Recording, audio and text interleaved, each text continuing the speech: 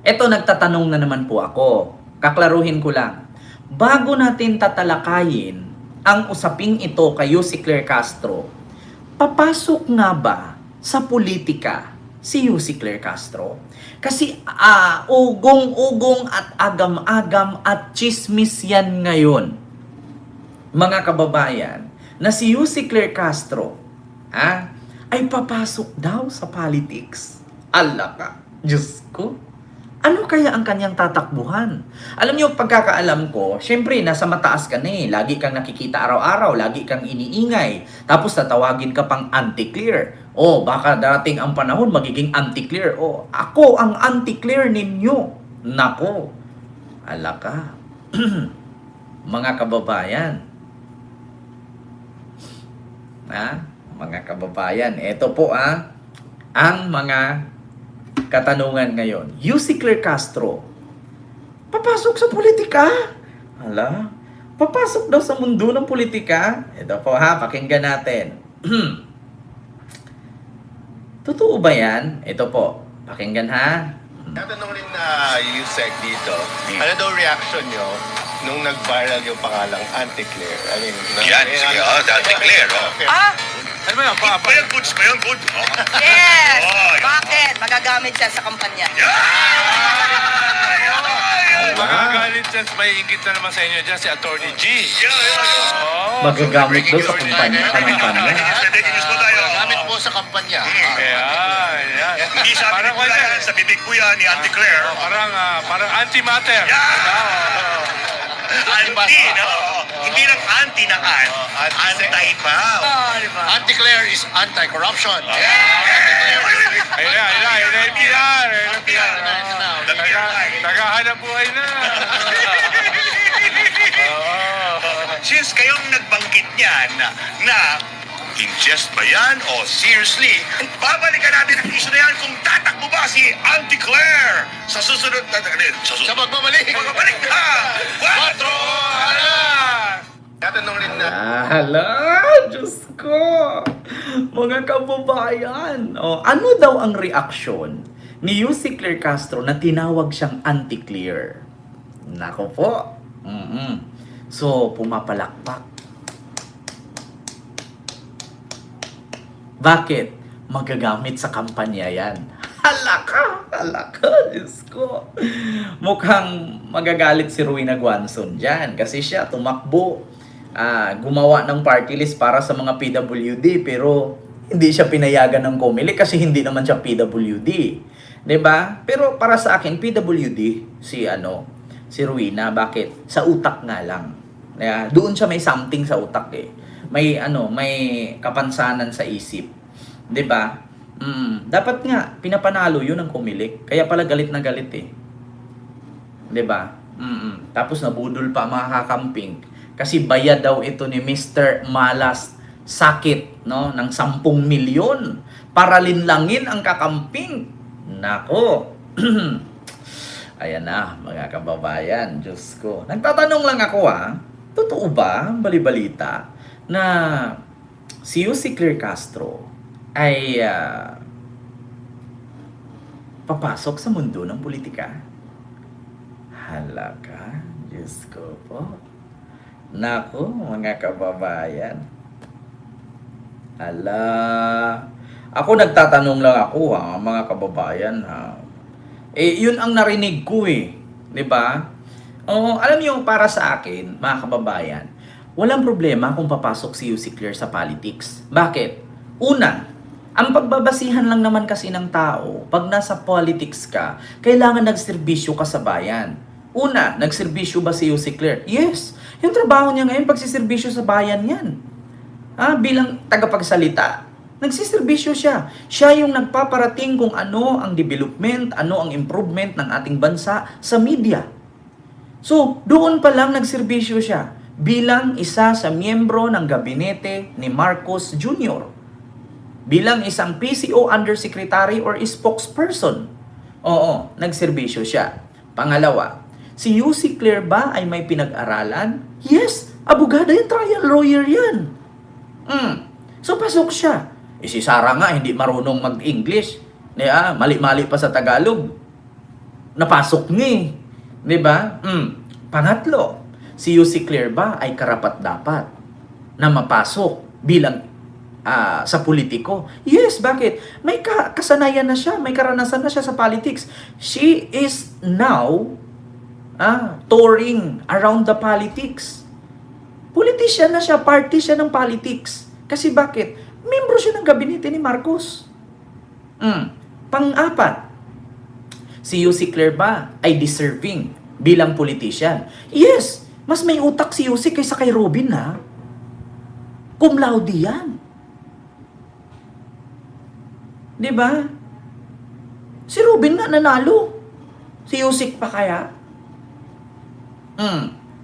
Panglima, si UC Claire Castro ba may tsansang manalo? Meron. Bakit? Gamitin niya yung pangalang Anti-Claire. Di ba? Yun ang sabi ni UC Claire na magagamit sa kampanya yan. Alam niyo sa totoo lang, kung tatakbo ito si Yusek, si General Torre, alam ko si Yusek, kakamping yan. Si UC Claire hindi natin maitanggi. Kakamping po yan. No? Pinklawan po siya. No? So, wala namang problema kung pinklawan ka, kung anong kulay na bilong ka, as long as wala kang ninakaw. 'Di ba? Wala ako, sa totoo lang, walang problema ang kulay. As long as hindi ka bobo, hindi ka tanga, hindi ka magnanakaw, 'di ba? Hindi ka addict, wala yung problema. 'Di ba?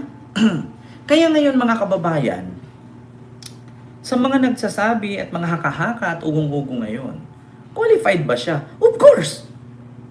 Diyos ko, kung si Lito Lapid nga naging qualified, wala namang ginagawa. Si Sara nga naging qualified, mayor lang noon, tapos naging naging vice president bigla. Sa bagay, wala namang problema, at least nagdaan ka nga. Pumasok ka nga sa politics. So, walang problema. Si UC Claire, kung nasa yan, di ko alam kung siguro tatakbo mo ng congresswoman yan kasi alam niya sa congress, maraming, syempre, abogado siya. Saan ba magagamit ang pagiging lawyer niya? It is sa legislative office, kongresista. Either congress or senate. Dalawa lang naman yan eh, congress or senate. Kasi bakit? Pabor na pabor, kapag ikay isang matalino, no, at wise na butante, ang dapat ninyong iboto, mga kababayan, pagdating sa Senado at sa Kongreso, ay yung may mga alam sa batas. Kasi bakit? Ang Senate at Congress is part of legislative yan. So ano po ba ang function ng Senate at Congress? Gumagawa ng batas, nagpapatupad ng batas, at bumubuo ng batas. Hindi porkit senador ka, ay uupo ka na lang dyan at kakain ka ng mani. Di ba? Kailangan may alam ka sa batas. Kasi nga ang trabaho mo, gagawa ka ng batas. At saka, Diyos ko, mga kababayan, napakatalino po ni UC Claire. Oo, napakagaling nga. Biruin mo, interview ngayon, sagot agad. Ganun dapat ang mga dapat ipasok sa Senado or sa Kongreso. Kasi bakit? Mabilis makakatch up yung utak. Hindi katulad nung iba dyan, naging vice president na, kailangan diktahan pa ng bodyguard. Na, buti na lang, meron ang aming opisina ay nagtrabaho ng maayos para sa bayan. Diba? Diyos ko naman mga kababayan. Kaya, sa totoo lang, hindi para sa akin, hindi questionable ang pagpasok ni UC Claire sa politics. Kasi bakit? Membro na siya ng gabinete. Uy, Diyos ko, pag once na maging member ka ng gabinete, para ka naging mayor ng lungsod. Kasi bakit? Membro ka ng gabinete, may katungkulan ka. May pananagutin. May tawag doon, assignment ka. Alam niyo, mahirap kaya maging miyembro ng gabinete. At take note sa palasyo yan. Mahirap magkaroon ng ranggo dyan. Mahirap maging miyembro ng gabinet. Mga kababayan. Di ba, Mingming? Mahirap. Pang presidente na yan. Di ba? Taas ng qualification, daming achievement. Sabi ni Ma'am Ay Malayco, diba? Uy, may nagpalipad. Sino ito? Ma'am Arlene Fabular. Ayun, hi Ken. Pa-shoutout to my kiddos at asawa kong si Jude Anthony Avilgas. Get well soon. Ayan, get well soon po dyan. Keep it up sa mga balita everyday. Salamat po, Ma'am Arlene Pabular, sa iyong super chat. Thank you so much po. Diba? Nanay Minda, hello po. Alam niyo, sa totoo lang mga kababayan, si Binoy ba naging tanod ba bago nagsenador? Sabi ni Melvin Acacio. Kaya nga 'di ba mga kababayan, no? Kapag actually in fairness si Pinoy, kahit ganun 'yun, may pinag-aralan 'yun, 'di ba? Si Sara nga naging vice president, hindi nga alam yung preamble, 'di ba? Hindi nga niya alam kung ano ang pinagmula ng pandesal. Di ba? In fairness, si Pinoy, may pinag-aralan yan. At take note, kaklase pa ni Pinoy, si Barack Obama. Di ba? In fairness, in fairness, kay Pinoy. Kaklase niya si Gloria, kaklase niya si Barack Obama. Si Sara. Si Sara. Tanungin ko kayo. Anyari? Diba? May patunay naman. Kasi yung mga kaklase niya naging presidente. Biruin mo, si Pinoy kaklase si Gloria. Si Gloria kaklase si Barack. Si Barack kaklase ni Pinoy. At least yung dalawang kaklase niya naging presidente ng Pilipinas. Si Barack Obama naging presidente ng Amerika. Si Gloria naging presidente ng Pilipinas. Si Pinoy naging presidente din. At least may patunay na silang mga magkakaklase naging commander-in-chief sa bansa na kanilang pinanggalingan. Diba? Patunay yun ang patunay. Si Sara, anyari? Diba? Ma'am Libby Zamora, palipad ko Ken. Sabi ni Ma'am Libby Zamora, Ken, kung tatakbo sa politics si Claire ay number 1 akong buboto sa kanya. Tulad niya ang need ng bansa, hindi tulad ng naging senador dahil artista kahit know-how. Actually, ma'am, totoo po yan, ma'am. Ma'am, Sir Jaime ba? Sir Jaime Sirenas, totoo po yan. Kasi bakit? Sa ngayon kasi, hindi porkit popular ka, pag pumasok ka sa politics, ay makakapasok ka kasi popular ka, marami kang supporters, marami kang followers, maraming boboto sa'yo. Hindi kasi basihan yung boto dyan eh. Diba? Hindi kasi basihan yung boto dyan. Kasi bakit? Ganito yan eh. Alam nyo, yung pagsali sa politics ay para kang sumali sa pageant. Yeah? Yung pagsali sa politics para kang sumali sa pageant. Bakit? Ganito po yan. Sa politics kasi, hindi porkit marami kang votes ay manalo ka. Panalo ka. Sa pageant, ganun din. Hindi porkit maganda ka, mananalo ka. Aanhin mo yung ganda mo kung bobo ka, sumagot. Diba? Ganun yun. Halimbawa, papasok ka sa politics, hindi porkit sikat ka, marami kang followers, marami kang butante, ay yun na yun. Tanga. Pumasok ka sa politics, pag senador ang pinasukan mo, gampanan mo yung pagiging senador mo. Hindi porkit artista ka na lang, tapos nanalo ka, kakain ka na lang ng mani. Tapos pag nag-uusapang English, mag-walk out ka. Nakakahiya po yung ganun. Asaan po yung delikadesa? 'Di ba? Asan po yung yung tinatawag mong public servant? 'Di ba? Hindi lahat nadadala sa ganda. Hindi lahat nadadala sa followers. Aanin mo marami kang followers. Maraming nanonood sa'yo. Kung katangahan lang din naman ang binablog mo. Kung katangahan lang din naman ang ipinapairal mo. 'Di ba? Meron ngang kumakalat ngayon na isang babaeng politician, no? Na instead magtrabaho, puro na lang vlog ang ginagawa. 'Di ba? Ma'am Arlene Fabular. 'Di ba may kumakalat ngayon na isang babaeng politician, instead na mag-duty siya, ang ginagawa niya nagba-vlog-vlog. Sino ba 'to? Ang clone niya, kalaban niya si Ivy Aguas.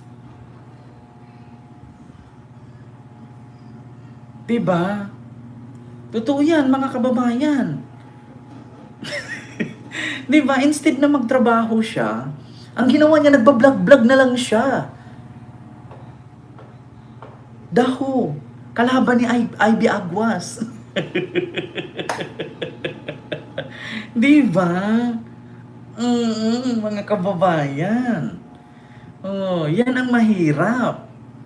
'Di ba? Yung gagampanan mo, 'di ba? Gagampanan mo yung trabaho mo bilang politician, hindi yung mas marami pa yung time ng pagbablog mo at mag-interview ng ganito, mag-interview ng ganyan, kaysa sa mag-duty ka sa constituent mo. Nakakahiya yung ganun. Eh kung magbablog ka lang din naman, di mag-resign ka na lang.